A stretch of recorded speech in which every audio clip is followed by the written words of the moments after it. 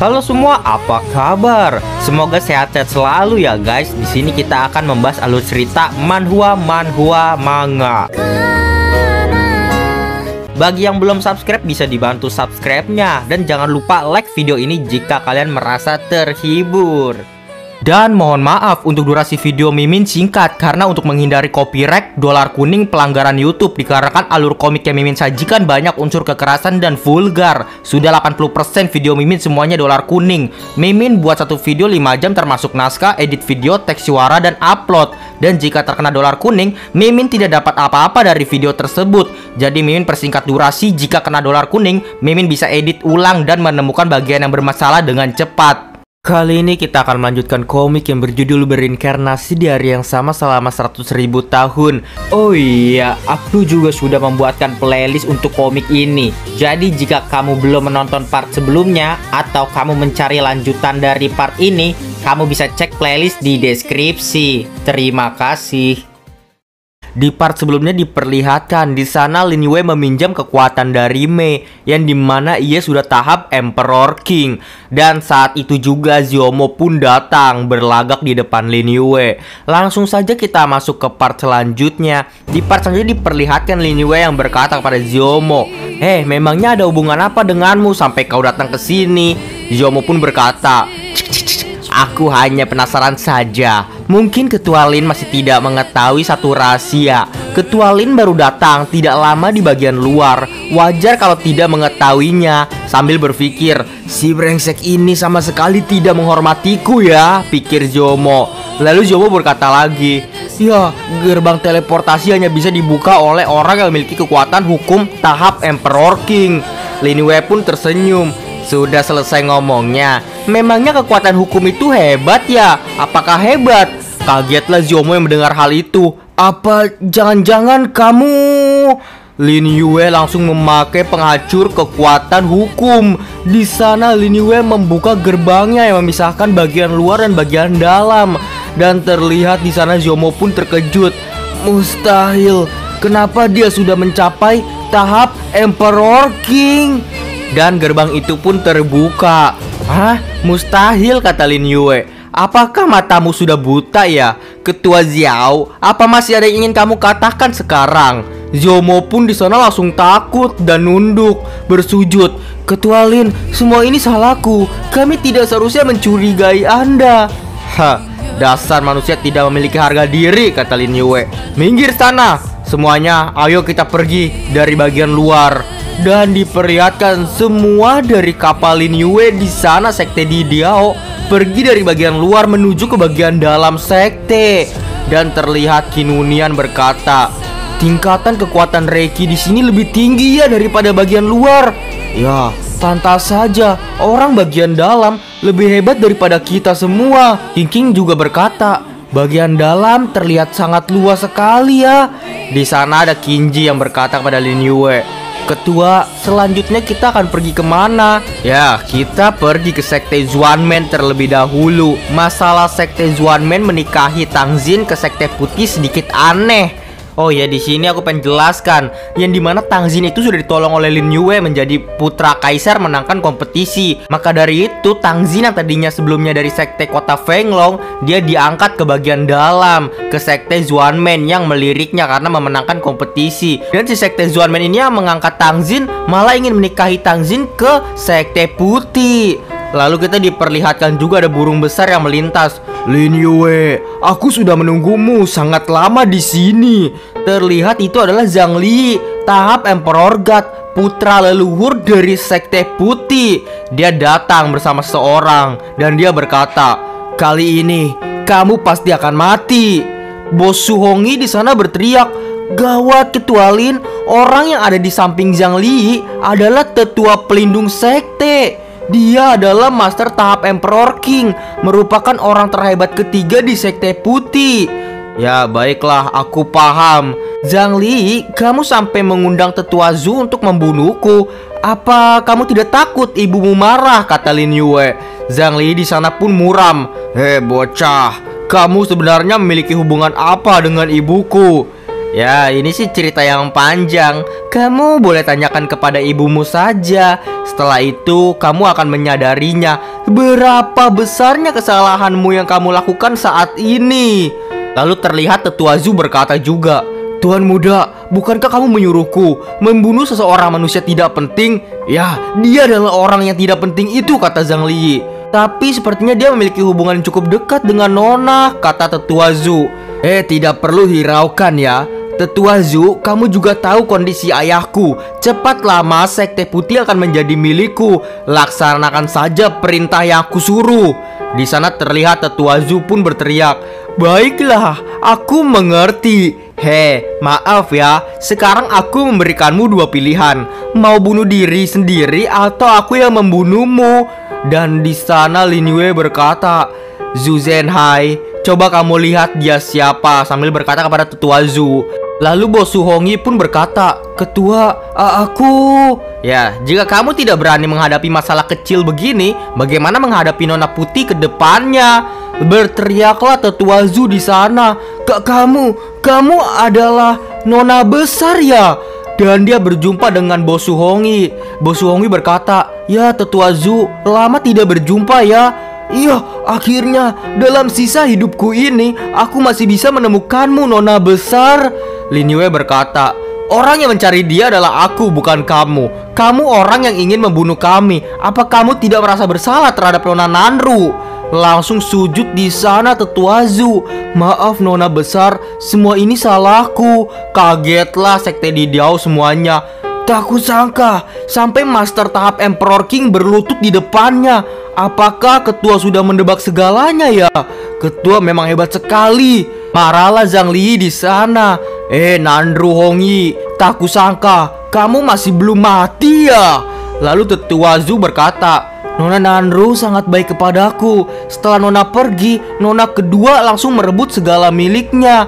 Beberapa tahun ini aku juga tidak akur dengan Nona Putih. Berharap Nona besar bisa memaklumiku ya." "Ya, jadi kenapa kamu ada di sini?" kata Nanru. "Ya, aku mendengar Nona Putih melarang tuan muda ini menghadapi ketua ini. Jadi sengaja mengikutinya sampai ke sini. Tak kusangka akan berjumpa Nona besar di sini juga." Lalu Nona Nanru di sana berkata, "Ketua Lin, apakah..." "Ya, kamu boleh mempercayai Tetua Zu kok. Tetua Zu, bangkitlah." "Ya, terima kasih Tuan Lin. Nona, ayo ikut bersamaku kembali. Kita pulang. Aku pasti akan melindungi Nona dengan baik hingga leluhur keluar dari pelatihan." Tapi Nanru berkata, tidak perlu." Lin Yue juga berkata, "Ya, kami masih ada hal lain yang harus diselesaikan. Tapi aku berharap Tetua Zu bisa menyebarluaskan hal ini ya. Bilang saja Nona besar Sekte Putih sudah kembali." Kagetlah Tetua Zu. "Apakah tidak akan membahayakan Nona besar?" "Ya, tidak apa-apalah. Lakukan saja sesuai perintahku." Lalu Lin Yue pun berkata pada Zhang Li di sana yang di langit menaiki burung besar, Zhang Li, bukannya kamu ingin membunuhku? Ayo cepat sekarang. Selain itu, apa kamu tidak menyapa kakakmu ini?" Ternyata Nanru adalah kakaknya. Zhang Li pun di sana kesal. "Ternyata kakak masih belum mati ya? Kakak, ayo ikut pulang bersamaku. Ibu sangat merindukanmu." Dan berpikir di sana, "Zu Zhenhai, brengsek, tua brengsek ini. Tetua Zu, tak kusangka ya akan memihak ke arah musuh." Diperlihatkan Nanru pun berteriak, "Apa? Aku ikut pulang denganmu untuk dibunuh oleh ibumu? Bagaimana bisa? Paman Zu, kamu pergi dulu saja sana." Tetua Zu memberi salam. "Ya, hati-hati Nona besar, aku pamit dulu ya." Dan pergi meninggalkan mereka semua. Zhang Li yang melihatnya berteriak, "Tetua pelindung sekte, Tetua Zu, tunggu aku." Tapi terlihat si monyet dan naga sayap 8 di sana mencekram burung dari Zhang Li. Di sana Zhang Li tidak bisa kemana-mana lagi. Lin Yue pun langsung ada di belakangnya. Kamu mau pergi kemana lagi sekarang?" Apa yang ingin kamu lakukan? Aku adalah penerus Sekte Putih," kata Zhang Li. Lin Yue langsung menampar pipinya dengan keras. "Hah? Kamu penerus Sekte Putih? Terus kenapa?" Zhang Li pun langsung nangis. "Hentikan, ibuku akan segera kemari." "Benarkah segera kemari? Iyakah?" Dan memunculkan api dari jarinya. Langsung berteriak Zhang Li. Maaf ya, ibuku tidak datang. Dia sama sekali tidak tahu aku datang ke sini. Mohon ampuni aku. Ya baguslah, coba katakan masalah kamu dan Tang Xin itu. Ya, semua itu adalah janji dari si Junlin, tuan muda sekte Xuanmen. Dia berbeda denganku. Belakangan ini dia sudah memiliki kekuasaan untuk mengatur sekte Xuanmen. Ah, si Junlin. Sepertinya terjadi sesuatu pada ketua sekte Xuanmen ya. Apa memang permintaannya, kata Lin Yue. Hah, permintaannya? Jangan bertele-tele lah. Si Junlin bukanlah orang yang baik, bukan? Ya, hati putih. Si Junlin meminta hati putih. Dan ternyata besarnya cinta Zhang Li kepada Tang Xin. Dia hampir rela menukarkan hati putih kepada sekte Xuanmen untuk mendapatkan Tang Xin. Berteriaklah Nanru. Sialan, Zhang Li, apakah kamu tahu hati putih adalah akar dari sekte putih? Ya, apakah ibumu tahu pernikahan ini ditukar dengan hati putih? Tidak tahu. Awalnya aku berpikir setelah naik tahta baru akan memberikan benda ini kepada si Junlin diam-diam, lalu pelan-pelan menjelaskan kepada ibuku. Jawab Zhang Li di sana. Lin Yue langsung pakai jurusnya. Oh, ternyata seperti ini. Zhang Li, Nona Putih memang tidak sia-sia membesarkanmu ya. Memakai penyembahan darah dan pemurnian jantung. Jantungnya terikat rantai. Dan itu menandakan Lin Yue bisa saja membuat Zhang Li ini mati di tangannya kapan saja seketika ia mau. Lalu Lin Yue berteriak, "Yuda pergi sana." Iya sambil menaiki burung yang palanya udah sengklek.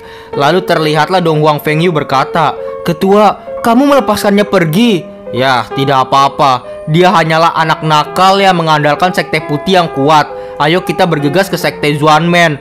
Tapi dari langit terdengar gemuruh yang sangat besar. Teman lama muncul lagi ya ternyata, kata Lin Yue. Lalu berteriaklah Kinunian, "Itu Kaisar Langit Ziyu. Dia muncul." Kita diperlihatkan di sana ada sosok mata. Itu adalah Kaisar Langit Ziyu. Lin Yue, kita berjumpa kembali ya. Ya, kamu semakin kuat ya, Kaisar Langit Ziyu. Betul, aku sudah lebih hebat darimu. Kamu tidak mungkin bisa mengalahkanku lagi. Kalau begitu, kenapa bukan raga aslimu yang datang kemari? Ya, aku menghadapimu hanya cukup satu raga bayangan saja bisa membunuhmu. Sambil mengeluarkan jurusnya di sana. Dan terlihat Kinunian dan juga Yankai menghadang jurus dari Kaisar Langit Ziyu. Tetapi Kaisar Langit Ziyu sudah sangat kuat. Yankai dan Kinunian terpental oleh jurusnya itu. Mei pun berteriak, menakutkan sekali. Aura ini lebih kuat daripada Kaisar Niiba. Aku akan membantumu. Tidak perlu, kata Lin Yue. Aku saja sendirian. Ya, memangnya kenapa kalau lebih kuat dari Kaisar Niiba? Aku juga bisa menghadapinya kok. Tenang sajalah. Lin Yue pun langsung telepati ke gua. Bulu hitam, bulu hitam. Bulu hitam langsung berkata, "Kenapa datang mencariku? Jangan sombong, karena memiliki penyembahan darah dan pemurnian jantung. Ya, tapi tolong pinjam kekuatanmu padaku sekali lagi." Ya, karena kamu sudah membantuku memulihkan kultivasi, aku akan meminjamkannya lagi padamu. Dan terlihat Lin Yue di sana. Sepertinya harus banyak menyebarkan informasi nih, agar semakin banyak orang datang ke pulau tanpa penghuni itu. Jadi santapan bulu itu, aku harus mencari di segala cara untuk memulihkan kultivasi bulu hitam ini, supaya ia lebih kuat dan berterima kasih pada aku. Lalu terlihat Lin Yue sana memasukkan semua anggota dari sekte Didao, termasuk kapalnya juga, ke dalam tongkat pilar keabadian sejati. Semuanya masuklah.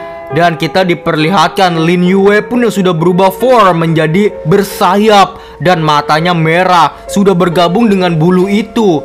Dan bentuk itu bernama Kegelapan Malam. Dan itulah untuk part kali ini. Terima kasih teman-teman telah menonton dari part 1 hingga sekarang. Dadah semuanya, kita temu next video, bye-bye. Terima kasih bagi kalian yang telah menonton video ini dan juga terus mensupport channel ini. Terima kasih banyak. Bye-bye semuanya.